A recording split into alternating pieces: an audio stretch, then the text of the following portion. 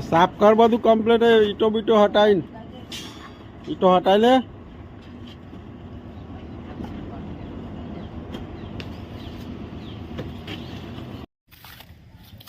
लारुन माल आवे भाई फटाफट है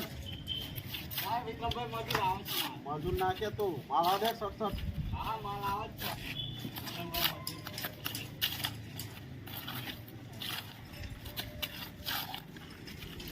उतारा कोले बहुत बड़ा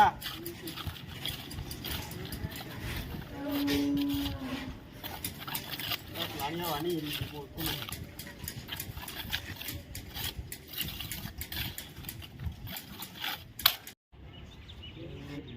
तो हेलो गाइस, ये पॉकेट जो होता है इसको बिछाने के लिए पहले ऐसे मार्क करना पड़ता है और इसके बाद जो मस्टर आता है वो उसको लगा के सही तरीके से पॉकेट होता है।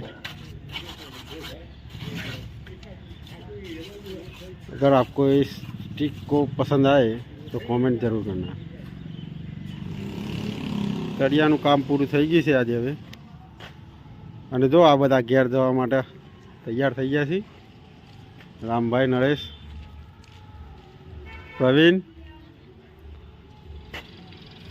આ તો ગાઈસ આજનો વિડીયો અહીંયા પૂરો કરીએ છીએ। વિડીયો ગમે તો લાઈક, શેર, સબસ્ક્રાઈબ જરૂર કરના।